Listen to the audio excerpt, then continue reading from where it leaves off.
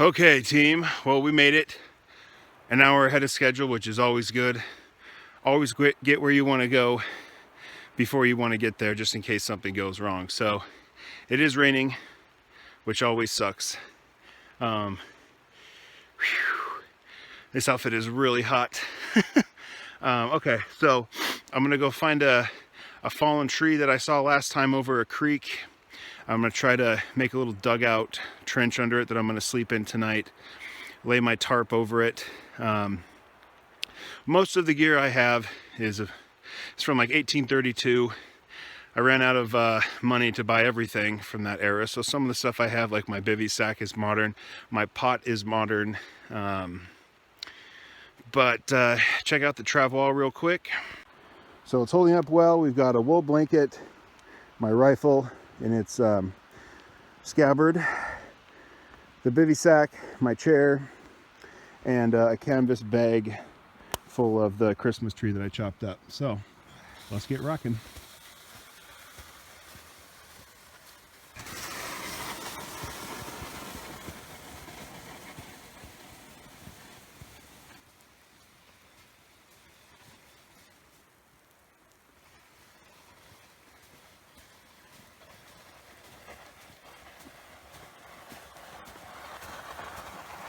Okay, well, as I was talking about, there's the large fallen tree. It's over this, I can't really see it. It's over this small creek. Now I need to get my gear across the creek, one thing at a time, and get it covered by this bivy sack before everything starts dripping off the trees, because I can't let my rifle or my pistol get wet or they'll just get rusted. So let's do it, man.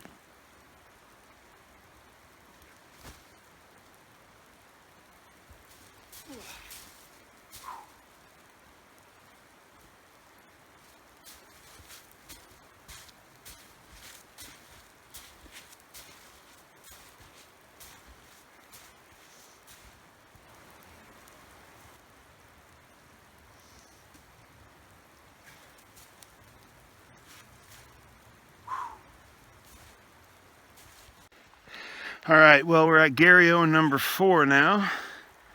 Number 3? Number 4? I don't remember. And again, the issue is water. Water everywhere. I got this going on, but again, there's this ice water just dripping down. I'm worried about my bag of wood. I'm worried about my bag of wood because I didn't have any bare fat left to line the outside of it, so it might get wet on the inside. And my rifle is in its scabbard, but just water everywhere, dripping off the trees, dripping swagoo. I'm gonna try to get everything in a bivy bag. God, and just hopefully keep it out of the water long enough for it to start getting colder. But it's only 9:30 a.m. and it's supposed to get up to 55, so it looks like it's going to be drip drop dripping all day. Bye. This is about where I made camp last time, or attempted to anyway, and about 3 feet from where I put my chair is now a deer leg. It's just circle of death out here. Nature is not peaceful, man. Nature is violent. So stay frosty. Okay, well, we're now in what I'm going to call the grotto, and I'm going to put my fire here, starting a fire under a tree. Not great, but I'm not using matches, so any drop of water gets on that black patter, I'm screwed. Little bonus is this is going to make some really good you know, somewhere between tinder and firewood until I find some bigger stuff to heat up. All right, who said leg press isn't functional? Fuck yeah. Okay, well, I got a decent amount of dead tree innards. The bad news is it burns really quick. The good news is there's a lot of it. So I'm gonna try to make that fire now. I brought this canvas bag full of my old Christmas tree. I was gonna sew it, but I'm not very good at sewing, so Christina actually sewed it. I didn't even know you turned the bag inside out after you sewed it, so I gotta learn how to sew. So she stays behind the scenes a lot, but you know, she helps me out a lot with some of the technical stuff. So thanks, Pete. Let's make that fire. I'll check back in a couple minutes. Bye. Okay, this is the moment of truth. Gonna get my tinder box. What we got is my tinder bundle. It's simply rope that I unraveled and put a few pieces of cheesecloth in. And what I'm gonna do is put this Quad FG black powder in the tinder bundle. Use my flint striker and steel.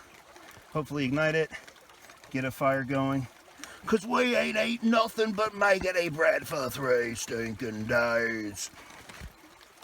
Here we go, boys.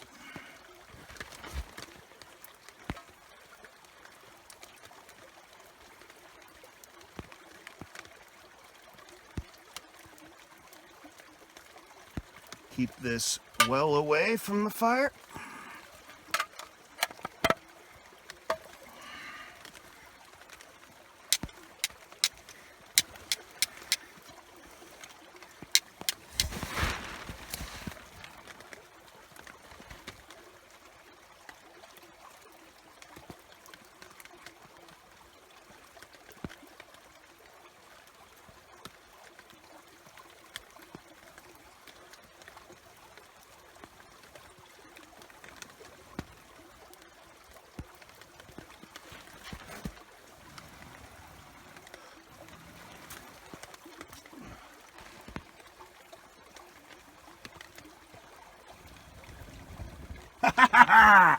Sol Invictus.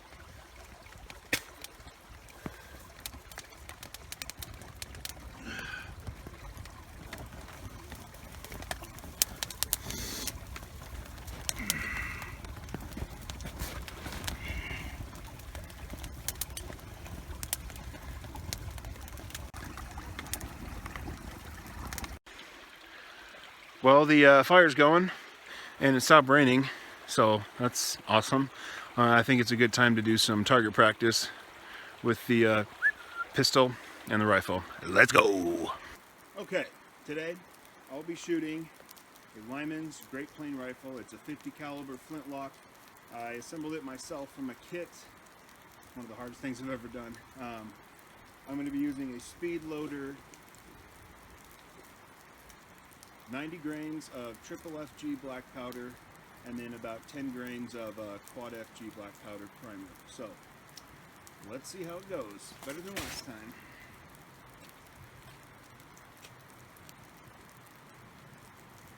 I'll be shooting in the embankment over here for safety. I don't want to shoot at anything that doesn't have a nice little wall behind it. Safety first.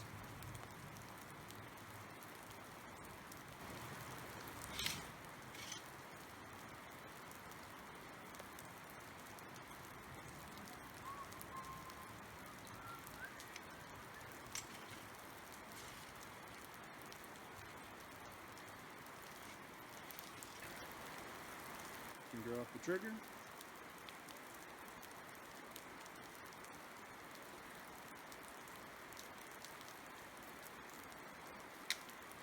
I am a lefty shooting a right-handed gun, so it's going to look a little different. And this crescent butt plate means the rifle's going to go between my delt and my bicep instead of directly on my shoulder.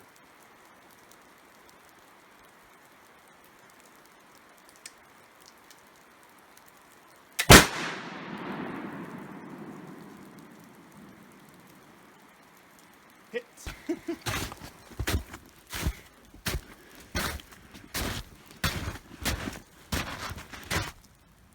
Bye!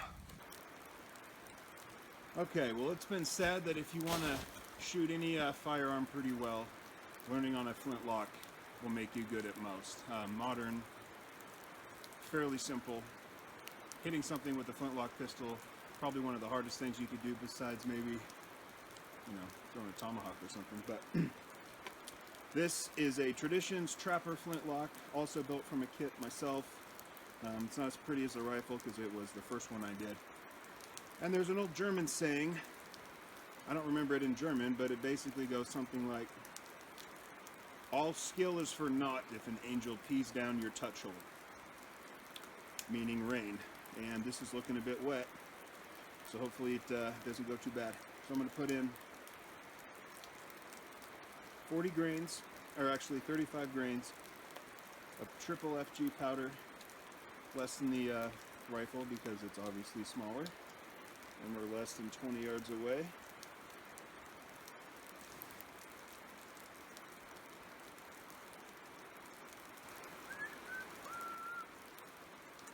Stay with me, angels.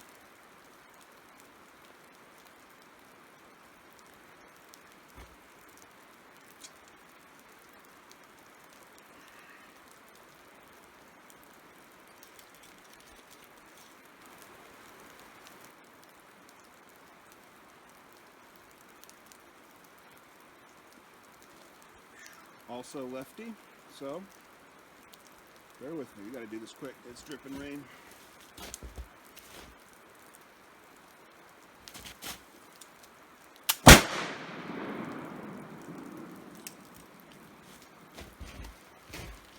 A little high, but still hit. Cool. Well, back to this deer hoof for a second. Here's a little survival tip. You see the hoof is on here, pretty hard, you know, it's a foot. Underneath the hoof is this. You can see it's pretty soft, and what you can actually do with that is stick it in hot water and boil it. It'll turn into jelly. That's what gelatin is. So that's just, you know, a lot of fat, calories, easy. I probably wouldn't eat that one. I don't know how long it's been out here or what mouth has been on it, but you know, one man's hoof is another person's treasure. Bye! Quick history lesson. I had a British Grenadiers training manual. I like to read those to get the real deal on how things were done then. How they would load these. Pretend this is a rifle. They would load pan first on a half cock. Close that. Then load the barrel. Just drop the powder in, followed by a patch and ball with a metal ramrod. No real plugging going on. And then they'd fire. I'm not crazy about that way. I like to load barrel first and then pan in case something, you know, crazy happens. So keep that in mind for yourself. Well, I knew that black powder would start the fire. It's not really a cheat. It's kind of like old school lighter fluid. I knew it would work. I was reading about the Battle of the Wilderness, 1864, and there was just a lot of, you know, combustible undergrowth, north and south fighting. Everybody had black powder, percussion weapons, rifles going off, setting things on fire just from the barrel, not even from pouring powder on the ground or anything. But the worst part is the wounded soldiers were stuck in the fire. So they were just waiting for the fire to reach them. And you saw the size of my rifle. The 1861 musket is even longer than mine. So I think it was over 120 burned. But they left one charge in their rifle for themselves in case the fire reached them. And just imagine being wounded with a rifle that's about 4.5, 5 feet long, trying to shoot yourself with it while you're wounded and possibly burning alive. Pretty rough. Well, if there's one thing you can count on out here, it's that something will always go wrong. Case in point, my pants blew open. Aye! Luckily, your boy brought a sewing kit. Let's get to work.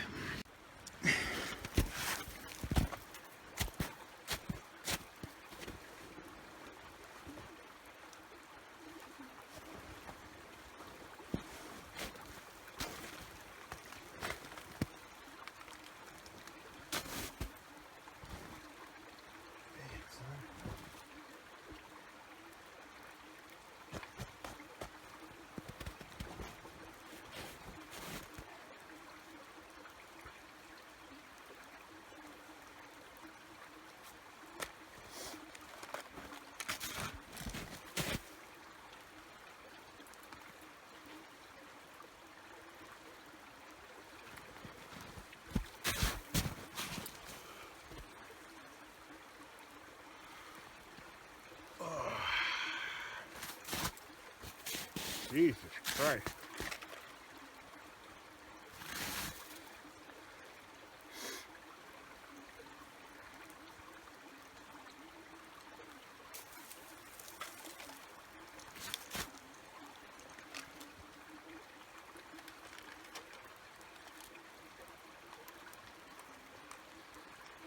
You know, the American mountain men get a lot of credit, and rightly so, for things like helping out the fur trade and discovering the Rockies and all that, but you know, as Americans, we like to forget about things that didn't directly involve us. And before the Louisiana Purchase, France, in New France, had their own version of mountain men.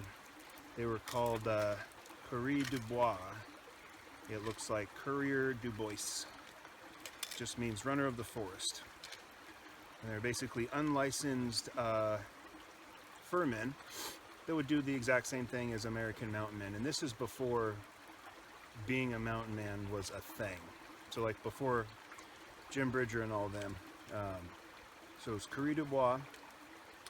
They would go from basically where Canada is now, down the Missouri River, on canoes that were piloted by people called voyageurs. And they did break a lot of ground in terms of trading with First Nation folks, marrying into the tribes for political alliances, just like, you know, through all of history. So, yes, American mountain men are badass, but don't forget, they weren't the only ones. The French paved the way for a lot of it. And anybody who thinks the French are pussies is just really showing how much they don't know about history. I mean, they basically handed the American Revolution to us. It was just a little proxy war for them. And without them, you know, who knows, maybe we wouldn't be here today. Maybe we'd still be drinking tea with powdered wigs. I don't know. But if you see a French person, tell them thanks.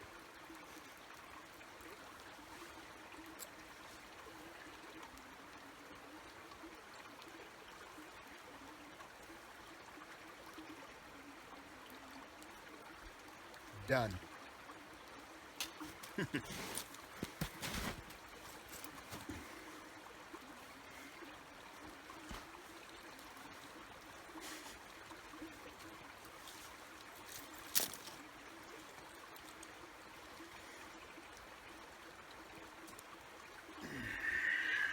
And that's how it's done.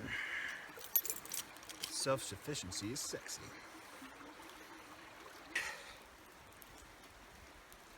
Well, I'm getting a little bushwhacked, and I just said screw it.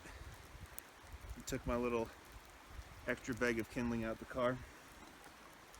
I'm gonna make some coffee. So, take my modern day collapsible pot. It's made by C2 Summit. Fill it with some water from me jug.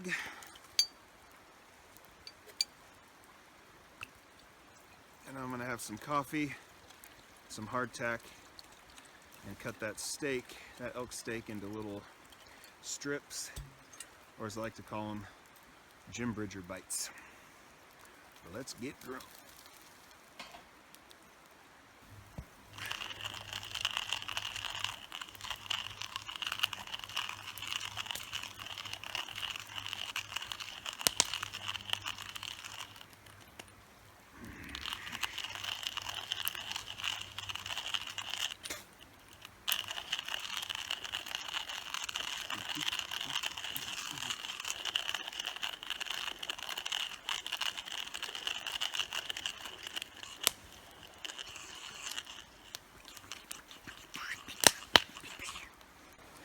Well, I wasn't kidding when I said hardtack lasts a while. This has been in my bag since November, sitting in the same Ziploc. Still good, buddy. Yum. All right, well, Mountain Man's diet consisted primarily, overwhelmingly, of meat, fresh meat. So much so that they didn't really take any food with them on their journeys, just a few pounds of salt actually. So that's what we're going to do right now. We're going to make Jim Bridger bites. I read about this in Jim Bridger's biography, and it's simply, this is elk. It's simply meat that's been salted for a little while, cut into very thin strips, and then held over the fire, but not to cook it necessarily, more to like kind of smoke it. Smoke it. It's like somewhere between smoking and cooking, so it kind of turned it into jerky that was still a little bit soft. Even if you like jerky, you probably don't want to eat it for months on end only. And I don't have any evidence to back this up except my own opinion, so take it with a grain of salt. Hee hee. I think that's why the Plain tribes in the 17 and 1800s were the tallest people on earth. They ate mostly meat, mostly buffalo or bison. You know, there was things like cattails and roots and tubers and all that, and berries, but you know, you don't live off berries. So I think all that protein is why they were the tallest people on earth. I also think it's why Europeans, when they came to America, grew about 4 inches taller on average than their ancestors just from a generation or two ago, because of all the pork and the corn. So yeah, I just find that stuff pretty interesting. Anyway, we're going to take this, we're going to cut it into small strips. I'm going to string it over that fire. Hi, bye. Well, as you may remember, I was pretty down in the butthurt dumps last time. I couldn't get a fire going, but you know, I got one now. It's actually going on a piece of wood because I put it on the snow last time and it just burnt all the way down. So fire's nice, but what's even better is something hot. Now this is obviously modern as hell, but it's like a French press mug all in one. Keeps it hot for almost 3 hours, which is great for out here.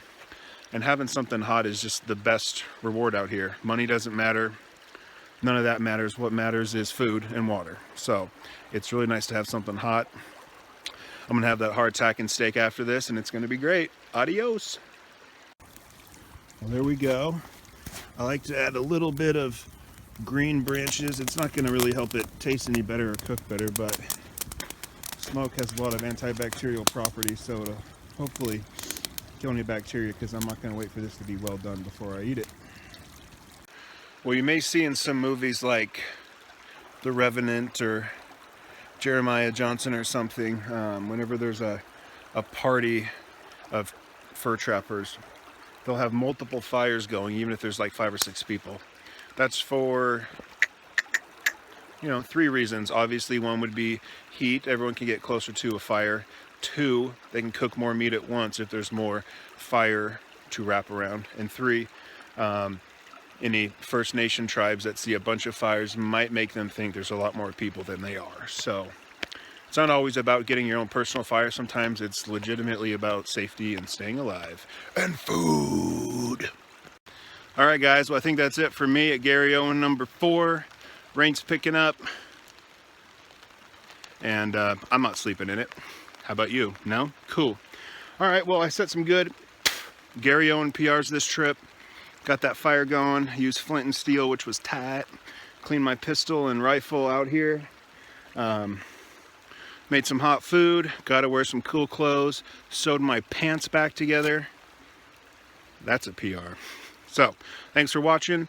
I'll catch you guys next time. Bye! Boy, perfect time to leave, man.